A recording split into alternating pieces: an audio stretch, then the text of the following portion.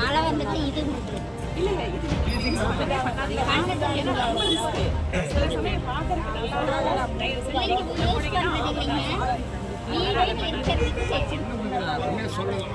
சாமான் ஒரு ஓரமா வச்சுக்கோங்க. அதை யூஸ் பண்ணிடாதீங்க. தேவையில்லாத ஆபத்து. நான் சொல்றேம்மா. டெஃபினட்டா சொல்றேன். சரிங்களா மேம்?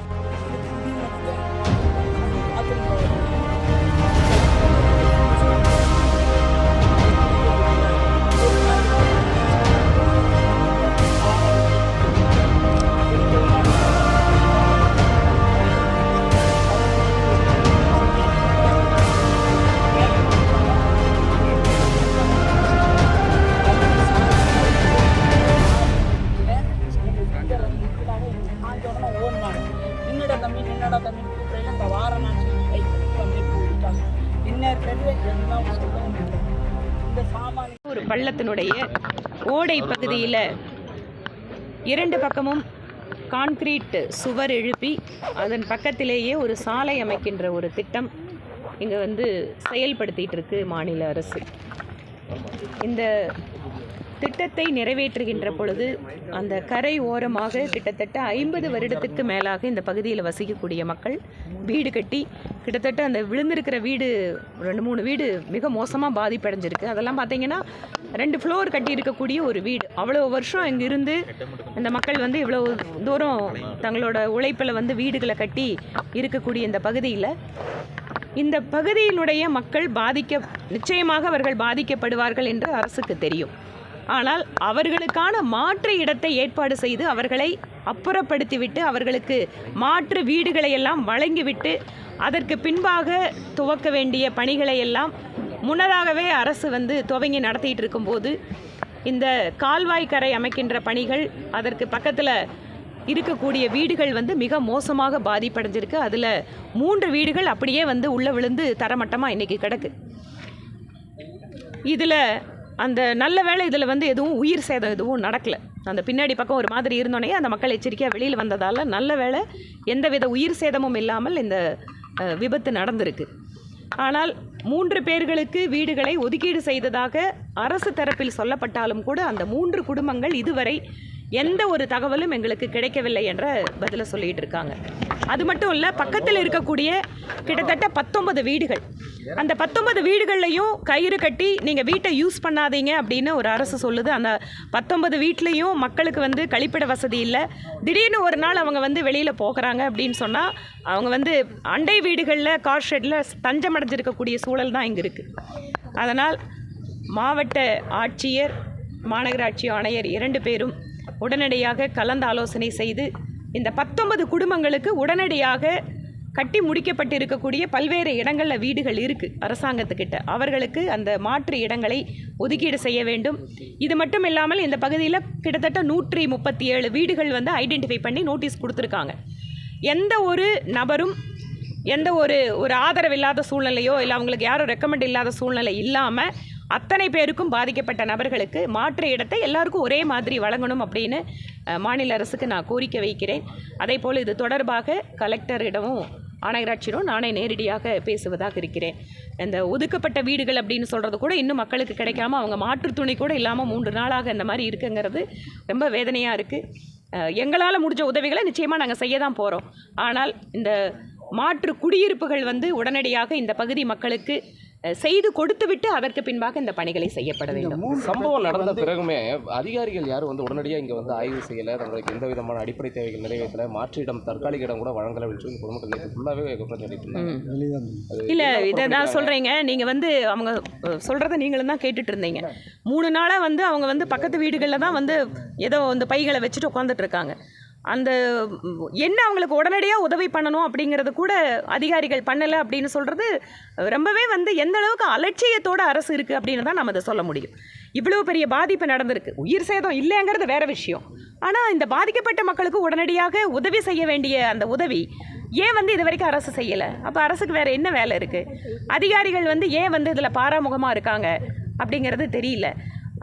அதனால் உடனடியாக அதிகாரிகளிடம் அவர்களுடைய இந்த பிரச்சனையை கொடுத்து என்ன வந்து அவங்களுக்கு நிவாரணம் பெற்றுத்தர வேண்டுமோ அதை பெற்றுத்தருவது மாமன்ற உறுப்பினர் கூட இந்த பக்கம் வரல அப்படின்றத ஒரு குற்றச்சாட்டு மற்றவங்களுக்குலாம் இந்த மாதிரி இல்லை. அதுதான் சொல்கிறேன், இந்த 3 பேத்துக்கு வந்து அவங்க வீடு கொடுத்துருக்கோன்னு சொல்கிறாங்க. பட் அவங்களுக்கு இன்னுமே கையில் ஆர்டர் வரல. இது சம்மந்தமாக எந்த ஒரு அதிகாரி யாரும் பார்த்தாங்களாமா?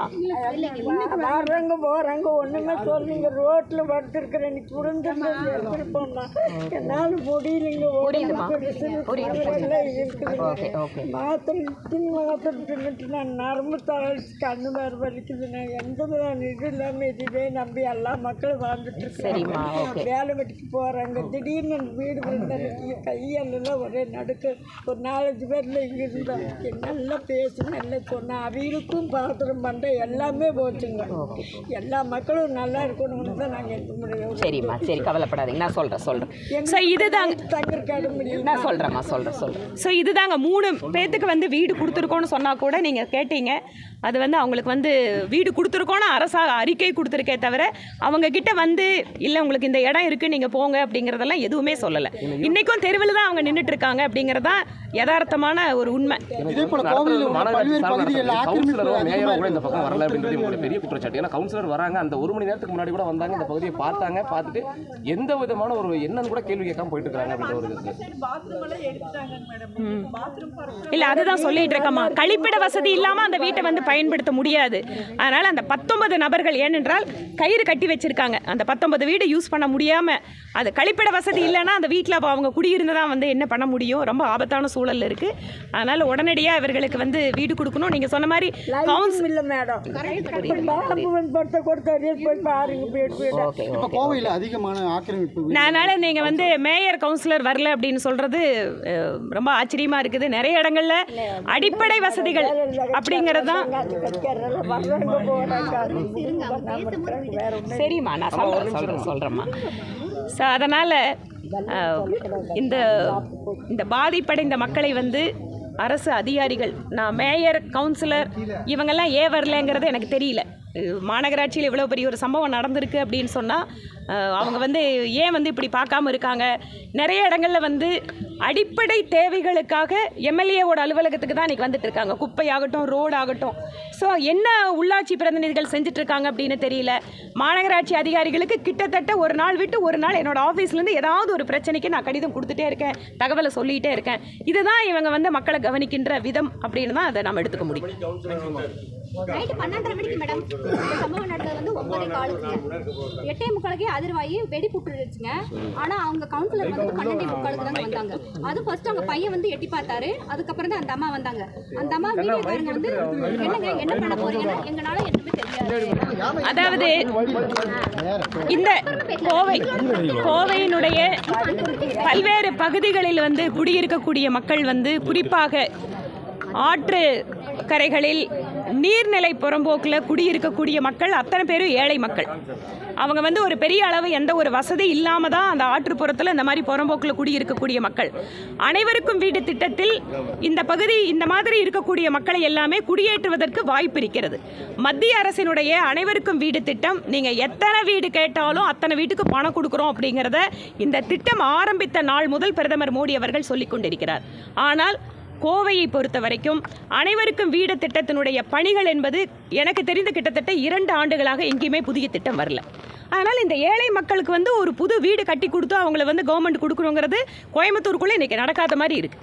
அதனால் பிரதமர் மோடி அவர்களுடைய திட்டத்தை கூட கோவை மாவட்டத்தில் புதிதாக எந்த ஒரு அனைவருக்கும் வீடு திட்டத்தில் வந்த வீடுகளை வந்து கட்டி கொடுப்பதற்கு வந்து மாநில அரசு எந்த முயற்சியும் எடுக்க மாட்டேங்கிறாங்க.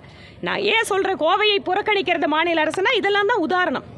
அது மட்டும் இல்ல, இங்க இருக்க இந்த 19 வீடு மட்டும் இல்லாம மொத்தமா இந்த 2.3 கிலோமீட்டருக்கு 137 வீடுகளுக்கு நோட்டீஸ் கொடுத்திருக்காங்க. வீடுகளுக்கு நோட்டீஸ் கொடுத்திருக்கதா மாநகராட்சி அதிகாரிகள் சொல்றாங்க. ஆனா 350 வீடுகள்ல நிறைய பேருக்கு நோட்டீஸ் வரலன்னு சொல்றாங்க. நிறைய இடங்கள் அதிகாரிங்க தான் இருக்காங்க. எங்க வீட்ல சார் நம்ம 137 தான சொன்னீங்க. 137 வந்து அவங்க ரெக்கார்ட் கொடுத்திருக்காங்க மேடம். 350 வீட்டுக்கு நோட்டீஸ் கொடுத்திருக்காங்க. ஜூலை மாசம் போன வருஷம் ஜூலை மாசம் நோட்டீஸ் கொடுத்திருக்காங்க. நான் வந்து இதுல வந்து கேக்குறது என்னன்னா எல்லாருக்குமே எந்த ஒரு வித்தியாசமும் இல்லாம எல்லாருக்கும் வந்து பாதிக்கப்பட்டவங்களுக்கு வீடு கொடுக்கணும். அரசாங்கம் வந்து அதிகாரிகளை வைத்து சரியான கணக்கெடுப்பை உடனடியாக நடத்த வேண்டும். மற்ற இடங்கள்லயும் நிறைய வீடுகள் வந்து பாதிப்படைஞ்சிருக்குன்ற மாதிரி சொல்லியிருக்காங்க. ஏன்னா நிறைய இடங்கள்ல பேக் சைடு வந்து அவங்க கட்டி விட்டுருக்காங்க. அதே மாதிரி நிறைய இடம் விரிசல் விழுந்திருக்கு அப்படின்ற மாதிரி குற்றச்சாட்டு. நான் அந்த டீடைல்ஸ் இருந்துன்னா எடுத்துட்டு நிச்சயமா அதிகாரிகள் கிட்ட பேசுறேன். ஆட்சிக்கு வந்து 4 வருஷம் ஆனா நல்லா மெத்தனமா இருக்காங்க. அதை எப்படி பாக்குறீங்க? இந்த ஆட்சி 4 வருஷம் இல்லைங்க, அது ஆரம்பத்திலிருந்தே இது ஒரு மெத்தனமான ஆட்சி தான். அவங்களோட கவனம் எல்லாமே வந்து இளவரசருக்கு பட்டம் சூட்டுறதுலையும் அவங்களோட மந்திரிகளை வந்து பாதுகாக்கிறதுல தான் அந்த அரசாங்கத்தோட கவனம் இருக்கே தவிர ஏழை எளிய மக்களை பற்றி கவலைப்படுகின்ற அரசாக முதல் வருஷத்துல இல்லை, 4வது வருஷத்துல இல்லை. இதுதான் இருக்கிற உண்மை நிலை. நன்றி.